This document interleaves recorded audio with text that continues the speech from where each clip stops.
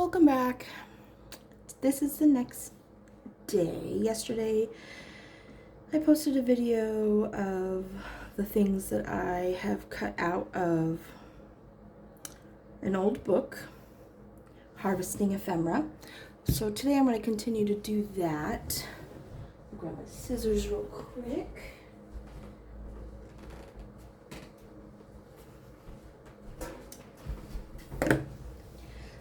The EK Tools brand that I really like. I have several pairs. I have one to keep here at my sister's, one to keep in the car for fussy cutting while waiting in the car. I have a pair at home for fussy cutting, and then I have another pair that is older that has a couple dings in it that I just use for like opening mail and things like that. Okay, so we had these little scraps at the end of yesterday.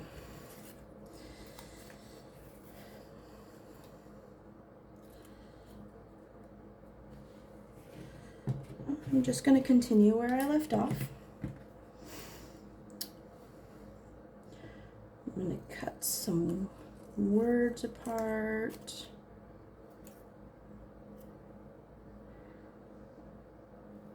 And then see if there are any interesting ones for using as tiny word strips.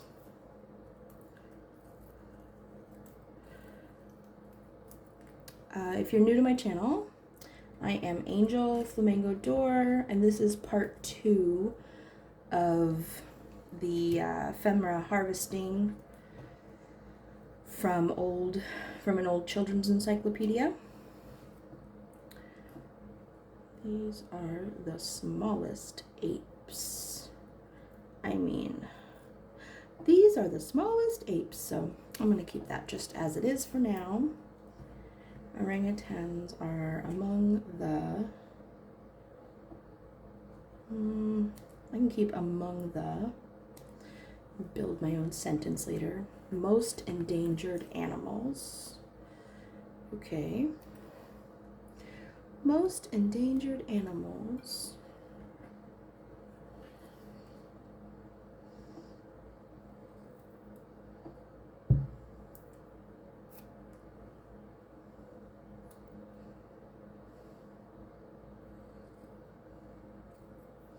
Have killed many, just killed many. Now I don't know what I use that for, but you know, just in case. Okay, this one.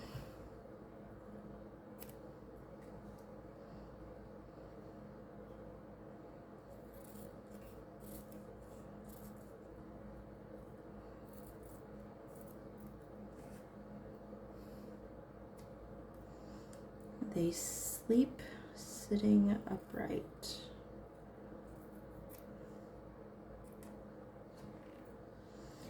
Branches high in the treetops. Actually, I like to keep high in the treetops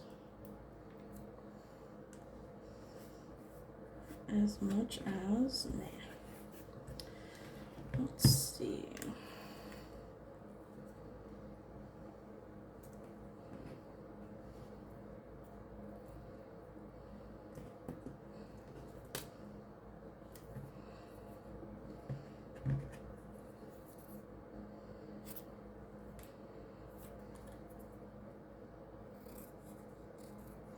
The next section of the book is apples.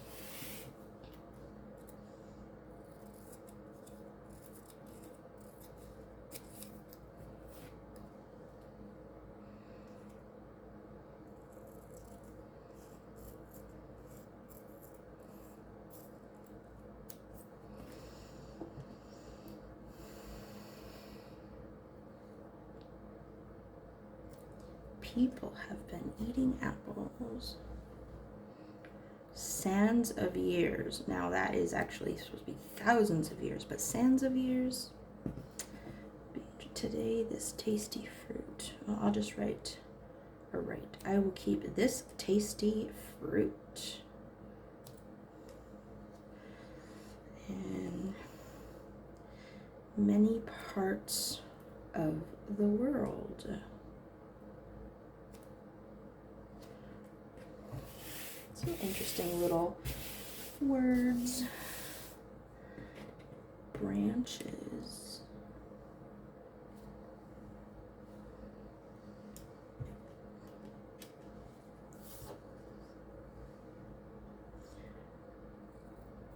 May seem like too much, but I like to use as much of the book as possible. It did used to have some value. An encyclopedia set is generally pretty expensive, and you know, people worked hard on this. Definitely wanting to fussy cut these apples. That is really pretty. So I'm going to lose this fish tank, but I'm okay with that. I'm not going to keep the photo because the apples interrupt the photo. So let's just kind of rough cut around the apples.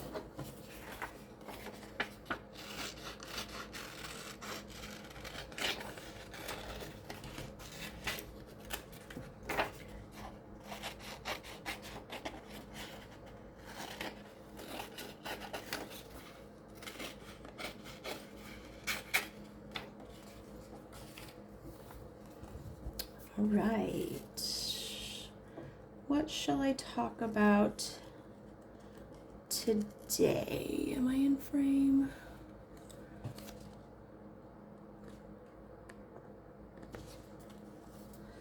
There we go. Let's see, today I woke up kind of late. So I rushed through breakfast, took my pills in the car because I was taking my nephews, my oldest nephew to school. The other one went along for the ride. I keep some books in the car. I've got 2 Dr. Seuss books and an Elmo Colors board book that my youngest picked from the Dollar Tree,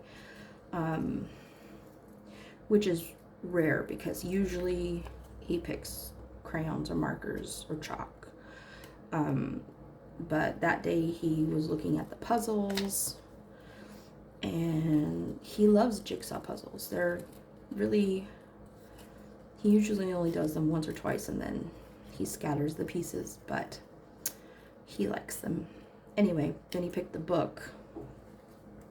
So I keep that in the car, and then my nephews just flip through the pages while I'm driving and listening to my music. All I hear is pages turning. The occasional, hey, I was looking at that, or I want that book now. But usually they're pretty quiet unless we're having a conversation. Like last week we had a conversation about spiders being helpers in the natural world and still creeping me out, but also there are a couple species that don't creep me out as much. And then we had conversations about different tractors that we were seeing with all, not just tractors, construction vehicles, because they have construction all over this part of Oregon. But anyway, dropped him off at school, and then we came back here, and the younger nephew cleaned up his room. We have a rule. where they can't ask to play video games until 10 o'clock and their room has to be clean, and they had to have not been in trouble recently. So it keeps them on their best behavior because, you know, video games are life. And he was watching some cartoons while I worked on my budget calendar spread in my bullet journal. And that was depressing, let me tell you. All the bills. So I really am thinking about making things to sell on Etsy, whether it's packs of fussy cut ephemera or handmade embellishments, things like that. I haven't decided yet, but I will figure it out and let you know when I put something in my shop. And then I'm pretty sure my shop is called Flamingo Door, but I don't think I probably haven't put anything in there in a long time. My friend has put things in there. She's the one who set the shop up for me back when I made planner stickers. And, well, actually she had a different website, but I think, I could be wrong, but I think she was using the Etsy store too for some things. I don't remember now. Anyway, then after I got the budget calendar down, I kind of leaned back. I was working on it on my bed instead of at the desk. And I leaned back, and that was a mistake, because the next thing I know, my phone is ringing because I have a referral from my doctor to see a specialist, and the specialist doesn't take my insurance, so they were calling to let me know that I have other options. I guess I had snoozed a little.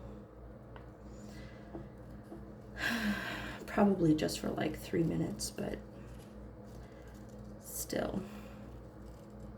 Anyway, and then I remembered that I wanted to get back on here and make at least one more video before going home today to Salem.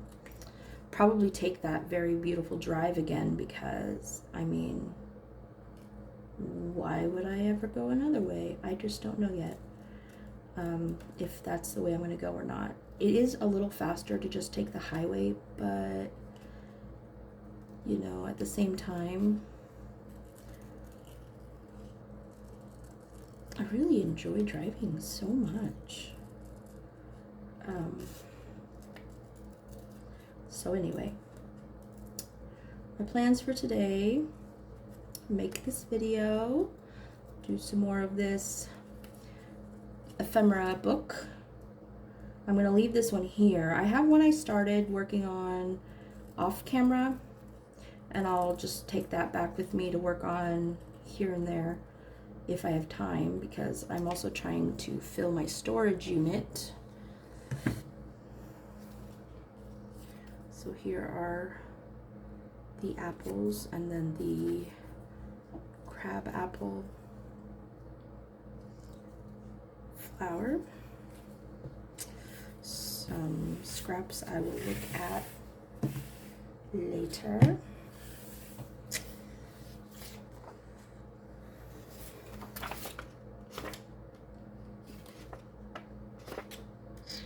Okay. Now the columns of words.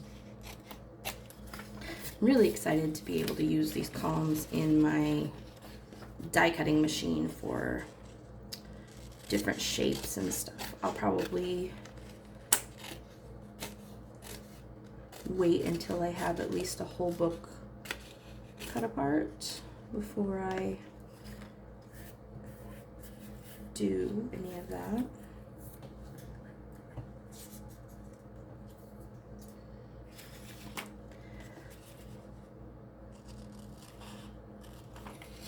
I have other book pages from, you know, paperback novels and things I can use in the meantime.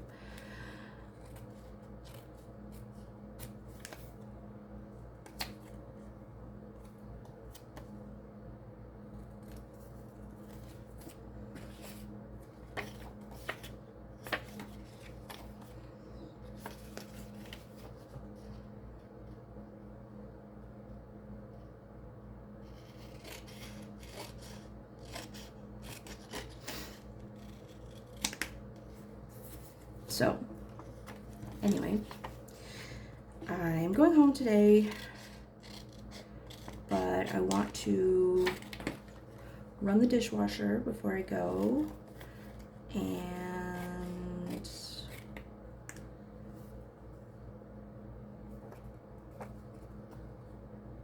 I've got to pack up some of my supplies.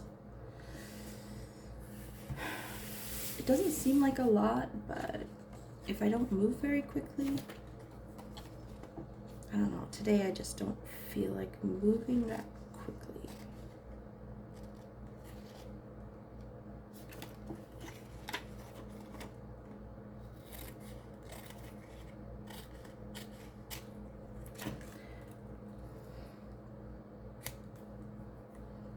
Okay, this piece is less than 4 lines, so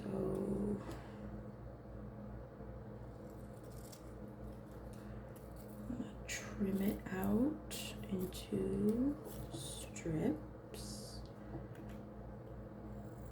and then see if any piece of those strips are interesting taken out of context.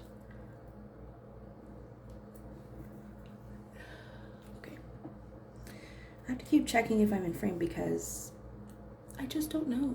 Like, how's it? Oh, it's a little bit better. I'll move that maybe.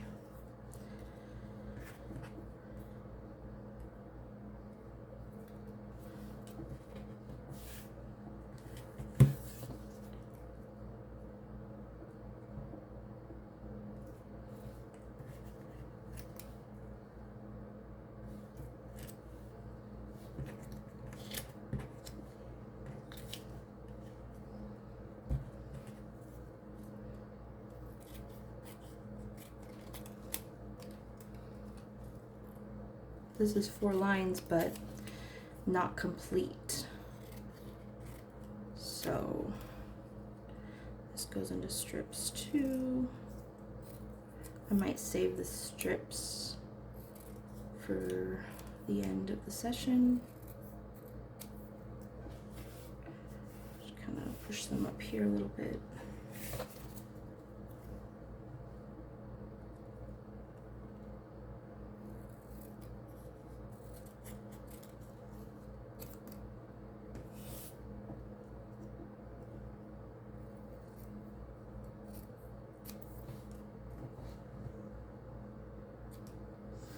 You can use the water.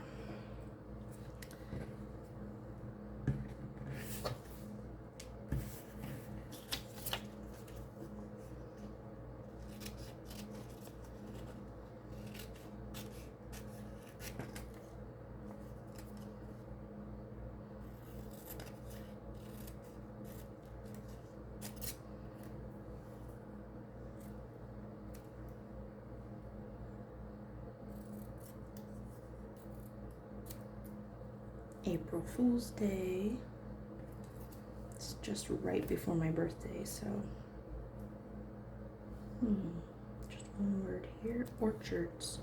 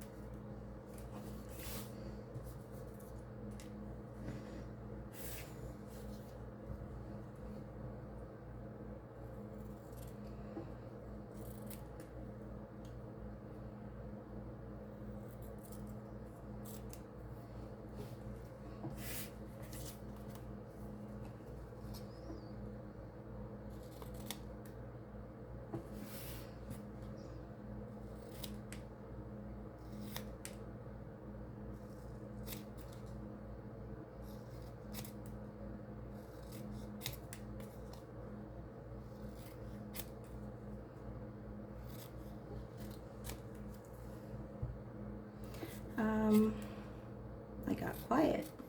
I've just been concentrating. Let's see. I should make a list of topics to talk about. I just don't know. I'm thinking about doing a live video next week, maybe, or the week after. I haven't decided yet. Where I will, I don't know, I might just continue doing this, or some sort of craft with me video. If there's anything you want to request, just put it in the comments and I will check those out. Okay, well, now I can just go through these words. Let's see, April 1 is April Fool's Day or All Fool's Day. I can keep that whole one. Let's see. An aquarium is... He was born in... Just say. He was born...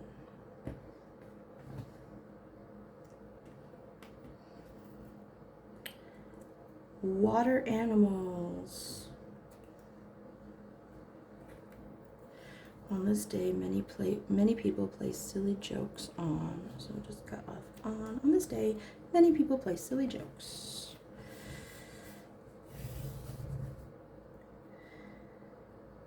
I see the word thinking. They need to live in warm water.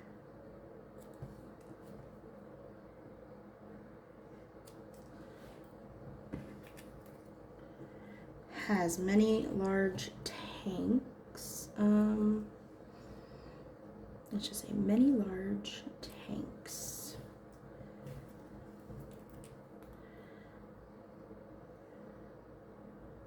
Because sea life, it is like a zoo.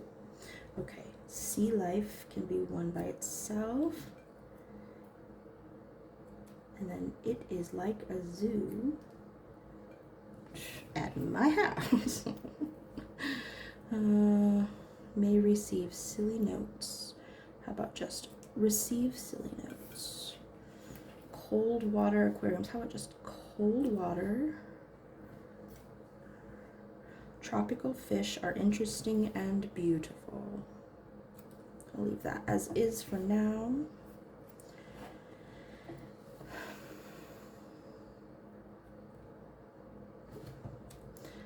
The person who is fooled. Shoulders. Shoulders is a good one.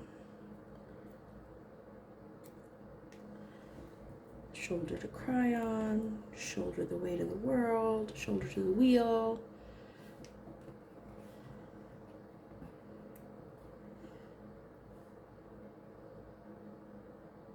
Became.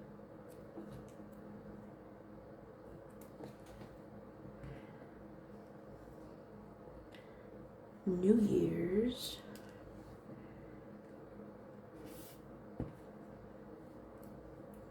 Bloom with.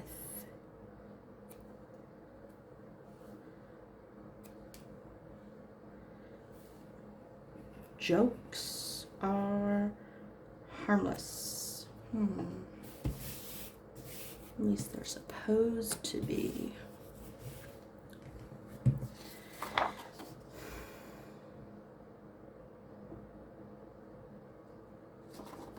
My oldest used to have a betta fish named Gyarados.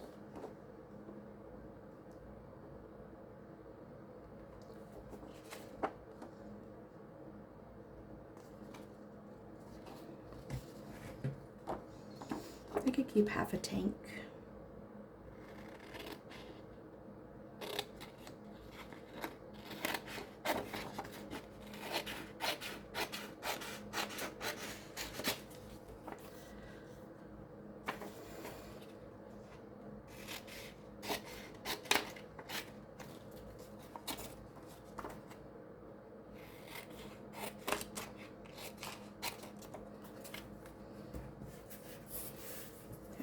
this one first. Cut right on the lines. What usually determines whether I cut on the lines or I leave a little bit of space is how fine the detail is that I'm cutting around. If it's really, really thin or skinny, like a stem, I leave space around the entire image because it unifies the drawing. So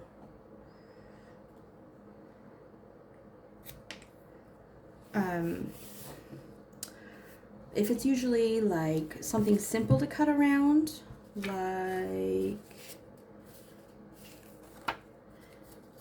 like a squared off image or a simple apple with just one tiny little piece that's skinny, I'll cut to the line. But this, if there's like white space in between or lots of skinny lines, I will just leave a white space around the entire thing.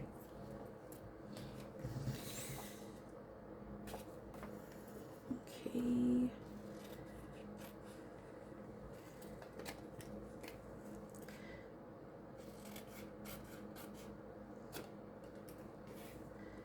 To clean a fishbowl.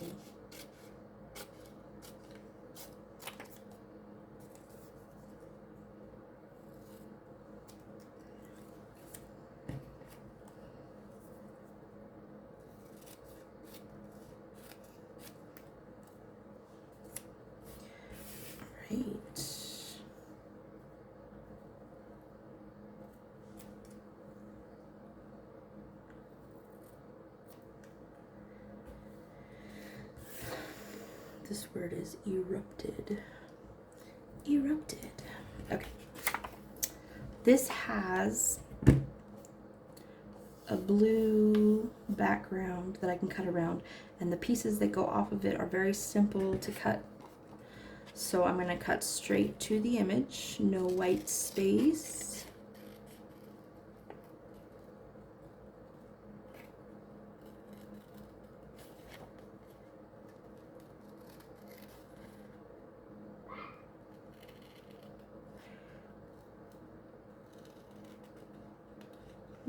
A little too much.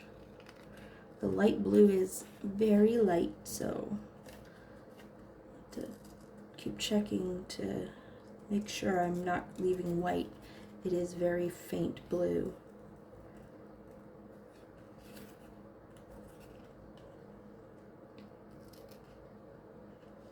A little bit more.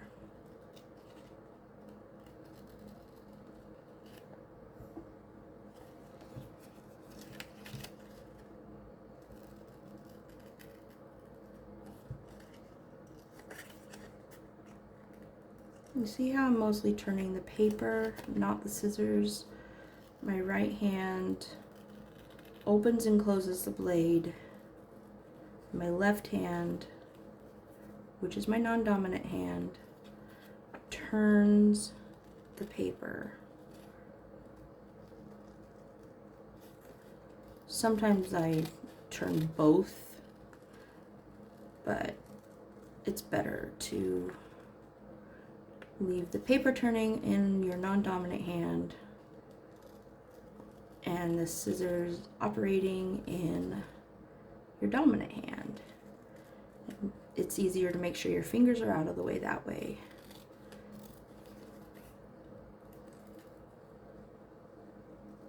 And you get smoother turns around corners.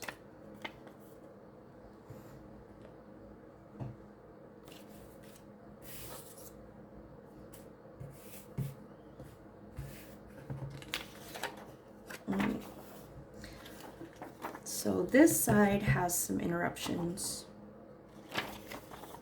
This side has a lot less interruptions, so I'm going to go ahead and save this bigger piece. Ooh, talks about Pompeii.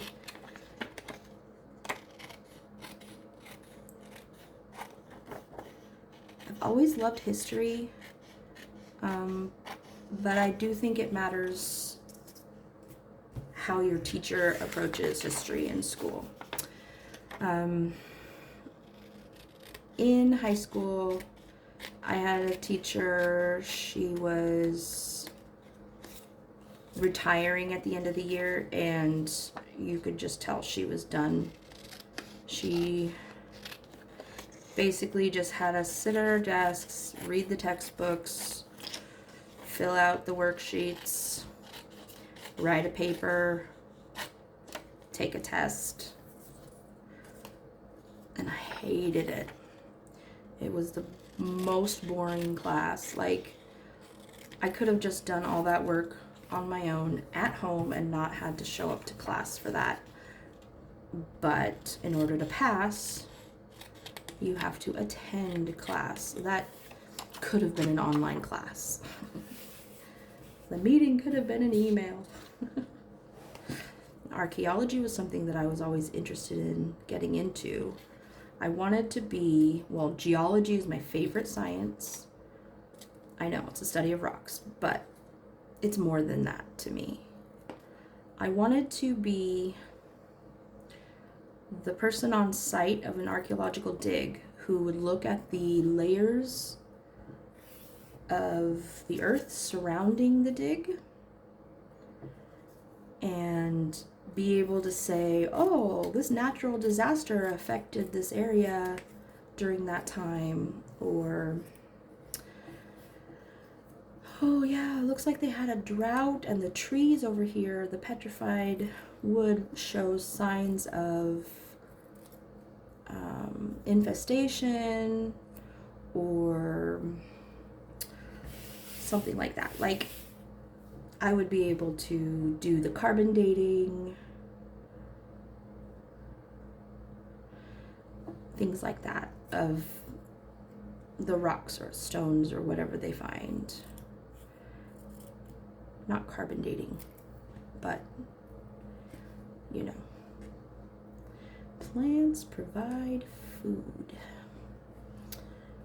and are attractive to look at. I'll just keep attractive to look at.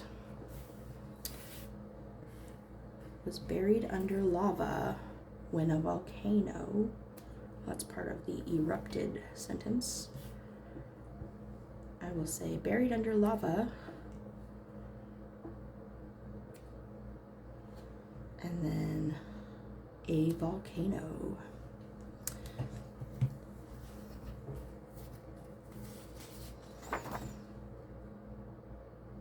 Oh, right. Life-size clay soldiers and horses in China. Archimedes. Oh, darn it. Oh, they don't overlap. I can keep both.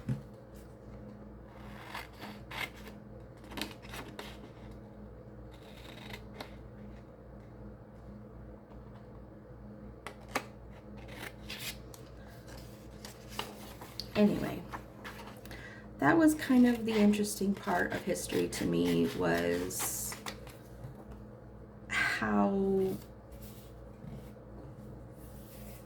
how it affected the world that we live in today. And it was difficult to get excited about history with a teacher who seemed to phone it in. But then I knew that it depended on the teacher, because before her in junior high, I had a teacher who was excited about science, well, some of science. He was most excited about wolves, and we had a dance to benefit a wolves conservation thing, and it was a karaoke dance, and I remember singing, and that was fun. He also had a couple of kids, one of which was in my grade. Another one was very young toddler at that time. And then in college, my future husband, who is now my husband, and I took a class together. It was world history, but it was more recent, so we got to cover Native Americans and how their lives were uprooted by settlers and things like that. And then that brought in a lot of my heritage. But he was so animated.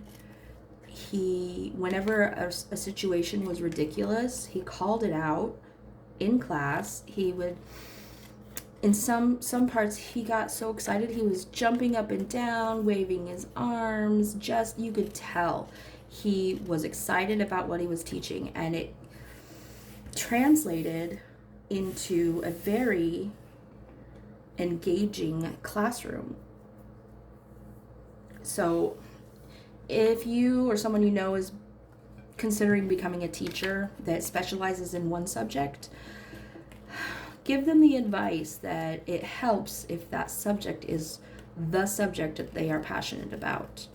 They'll reach more students if they can have an engaging class because they love the subject they teach. If they do not, the students will know and they will react accordingly. They will not do their best work. I mean, it's disheartening to work hard and have it not be appreciated because the person who's judging it is really not interested. You know? Very disheartening. So, I love science as well, not because I had a teacher that was, you know, my general science. Not because I had a teacher that was animated, but because the natural world is just fascinating. I'm kind of squeamish, so I didn't take biology. And I also didn't take chemistry because I get migraines really easily, especially with fumes. I took life science and forestry as alternatives.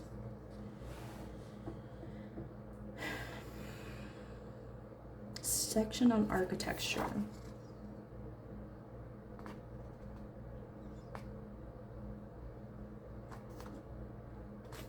I like the drawings better.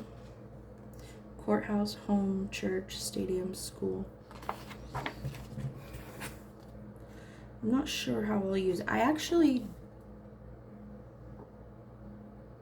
want to leave it as a large section. Now, if I come across something large like this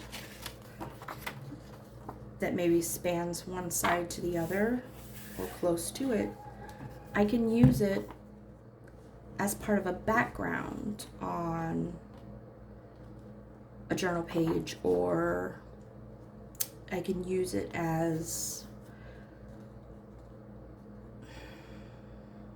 like a piece of patterned paper where I can just cut it up kind of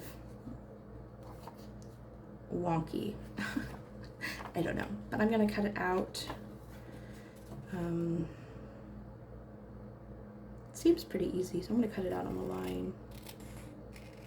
Just the top portion and down the side right here, and leave this section squared off so that it's easy to line it up to the bottom of a page in a book. Because this could be the beginning of a collage.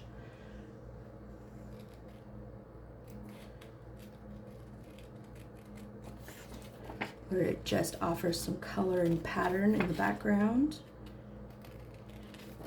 And I could leave parts of it uncovered, or I don't know.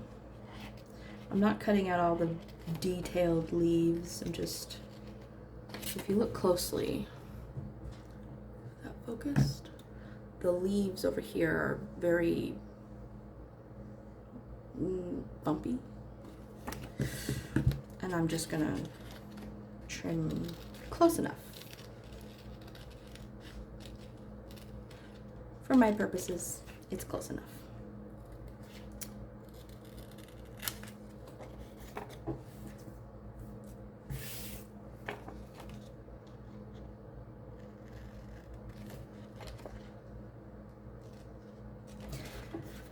So I did okay in school. I got really good grades. My junior year, I took some extra classes through independent study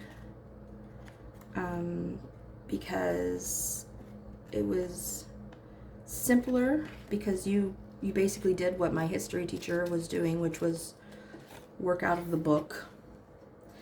And I could do a whole entire semester in about 4 weeks that way.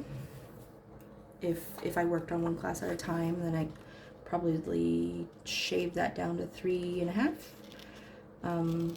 I typically worked on one class at a time, and I would go to the school, even though I didn't take all classes as independent study. I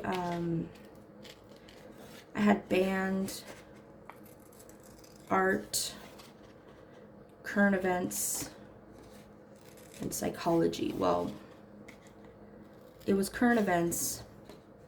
I was in high school during 9/11, and then current events became only about 9/11. And as a high school student who wasn't old enough to vote or make any changes, after a while, watching CNN in class became very monotonous, and I was so glad that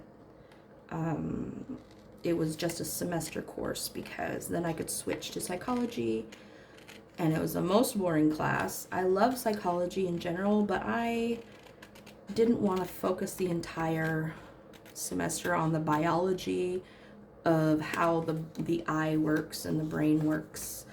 I wanted the psychology, not the biology. Biology grosses me out, and anything to do with eyes just makes it worse. So,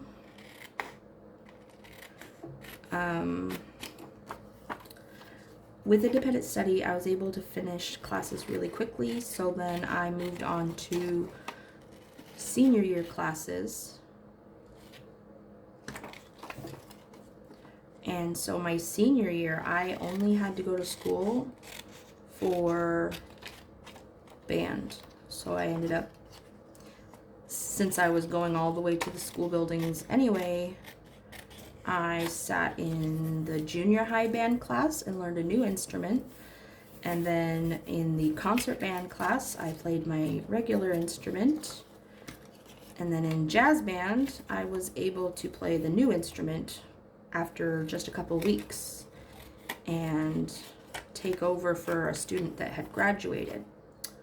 Not sure what instruments I played. I will tell you. First, I learned how to play the clarinet, and I was pretty decent at it. I mean, second chair eventually, but once I had played the bari sax, the big, deep saxophone, that was it for me. I lost all interest in the clarinet because I love those low notes. And I had a friend who sat next to me I had a couple friends who sat next to me in the junior high class, because I don't believe you should be segregated with just your age group. Never have.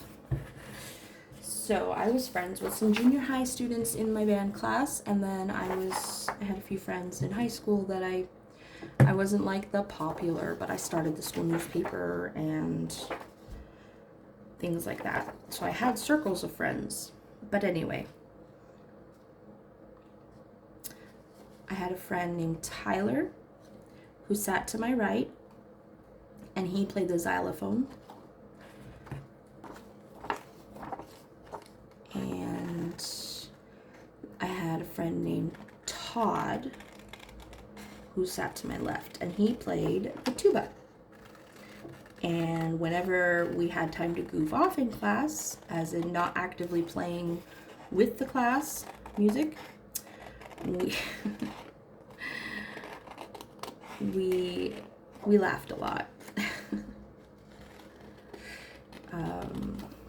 Todd ended up moving away before I graduated. His sister was 1 grade above me, and I often wondered like how he's doing, etc. Tyler, last I heard, was still living in that small town, but I haven't seen him in a very long time.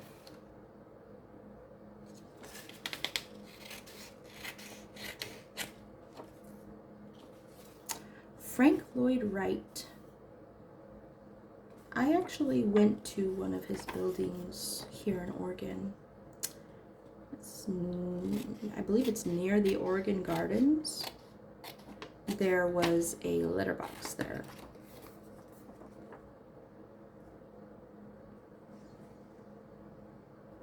That's the other part of the stadium picture. I'm gonna go ahead and leave it as is. No, I'm not. I'm gonna trim off this border right here.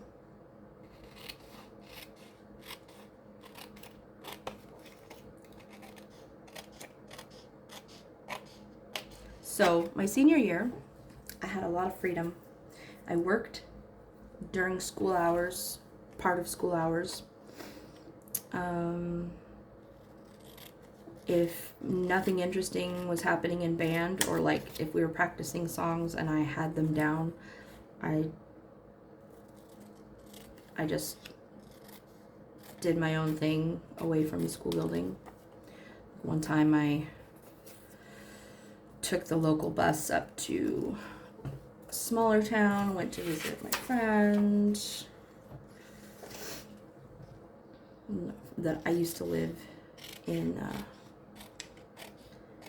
that town before the town I graduated in. California mountains. I don't know, I would just do all kinds of things. I was basically living on my own before I graduated.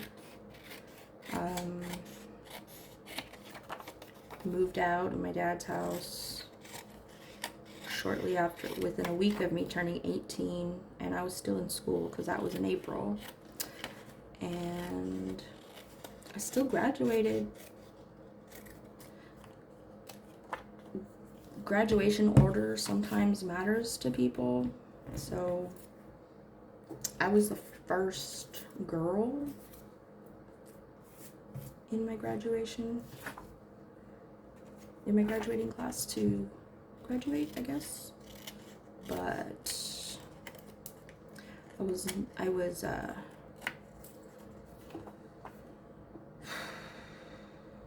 not part of the inner clique, you know, the ones that did all the planning of events, made all the decisions about decorations or trips or anything like that.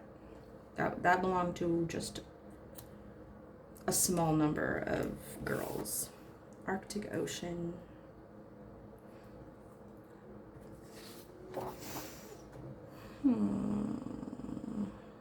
Argentina. Don't really think I need this graphic, but this one's kind of pretty.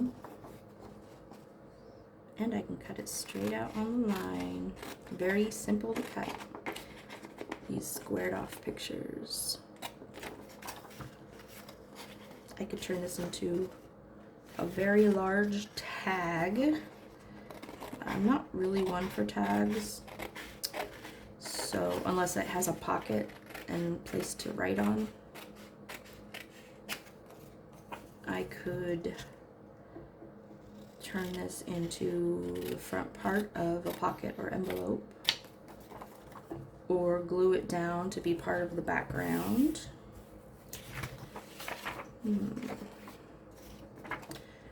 Go ahead and cut up the middle. And this whole section of text And over here, more text. And that was kind of an easy page to deal with. Let's see, I'm on page 17 and 18. It doesn't seem like I'm going through this very quickly, but I'm getting a lot of usefulness out of this book.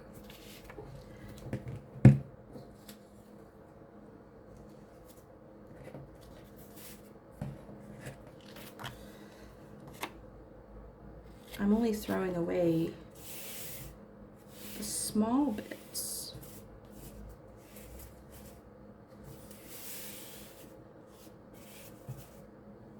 And those could be recycled or put into a fireplace or something. I don't have a fireplace. I used to. I have electric heat now. But up in the mountains, or north of here, even, fireplaces are a thing in houses. Not in apartments that have previously burned down.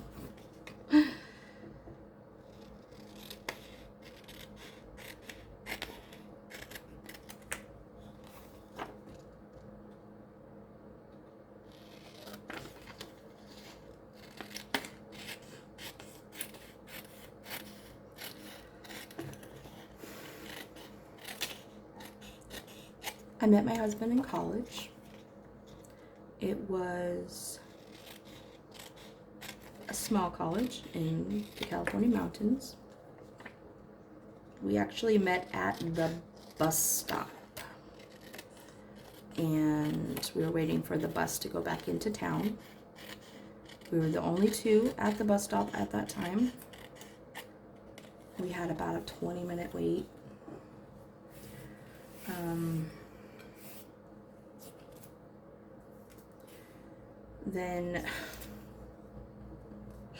So ever since I had moved back to that small town,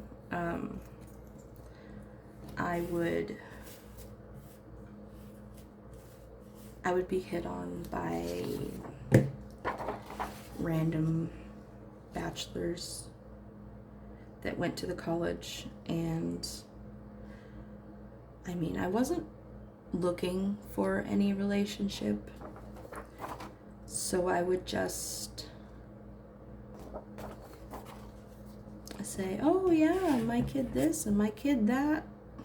I happened to be a single mom at that time. And then Adam, my husband, he was there, and instead of like, oh, you have a kid, and then running off, he was like, oh, you have a kid? Cool.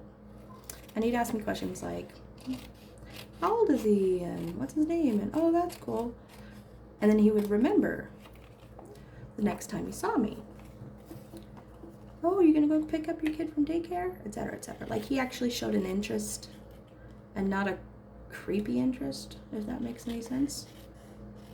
And then that first day, though, what caught my attention, and he did catch my attention, he was just talking with me about, you know, random things, how'd class go, etc. And then he pulled a lizard out of his shirt on a leash with his pet monitor, small. Well, the body was about this big, and then the tail was almost longer than the body. And he had like a little harness and leash on it, and he took it over to the tree trunks, or the trees nearby, and he set it up on a branch and kind of let it explore the branch a little bit. And I'm thinking, dude, I did not see that coming. There's gotta be more to this guy than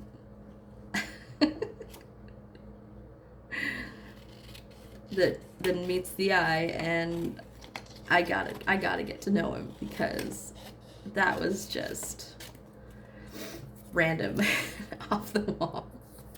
And it piqued my interest. Like, you know, and I laugh now because it is such an Adam thing to do.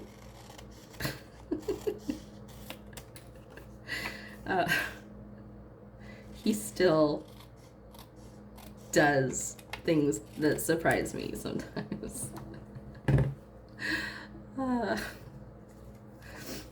Anyway, we got to know each other. He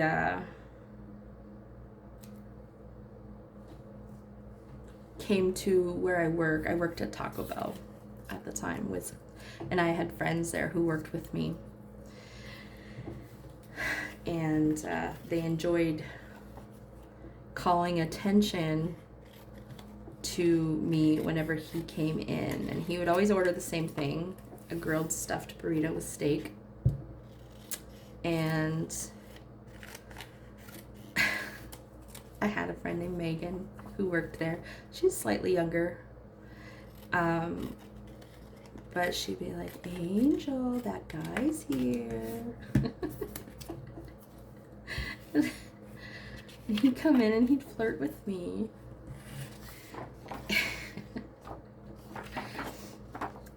Oh, I don't know why. I feel like I'm blushing. Oh. So one day she asked him, "Oh, you still want that? You want that grilled stuffed burrito with steak, right? You want spit in it this time?" And he goes, "Only if it's Angel spit."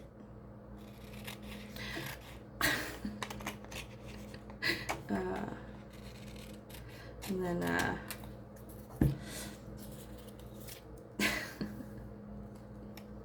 we became inseparable. He became my best friend.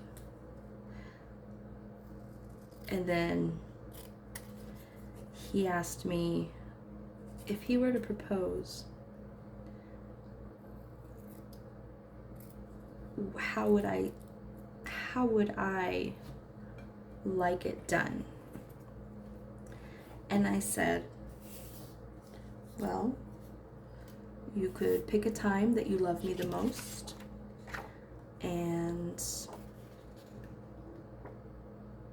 propose at that time. That seems like a very meaningful moment. And he said, well, I already love you more than I could possibly love you. More than I thought I could possibly love you. So, will you marry me? And it was at home. He like I said, we became inseparable. He moved in. Seemed really fast to everybody else, but like I said, we became best friends. And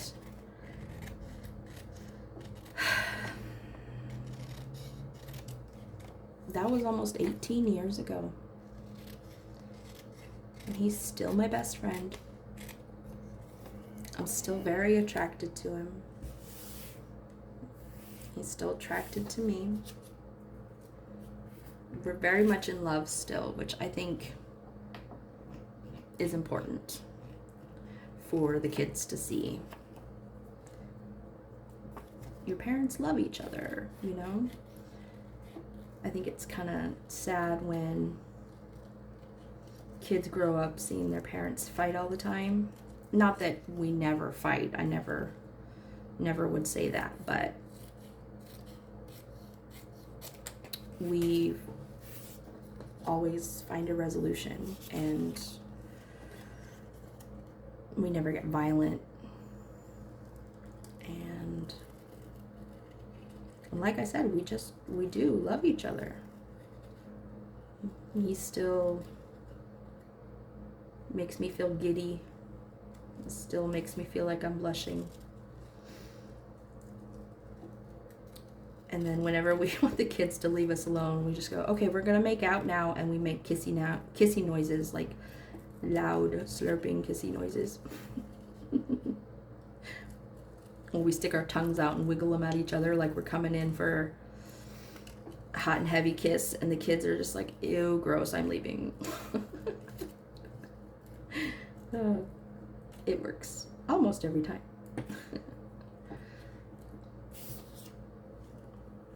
Anyway, I think,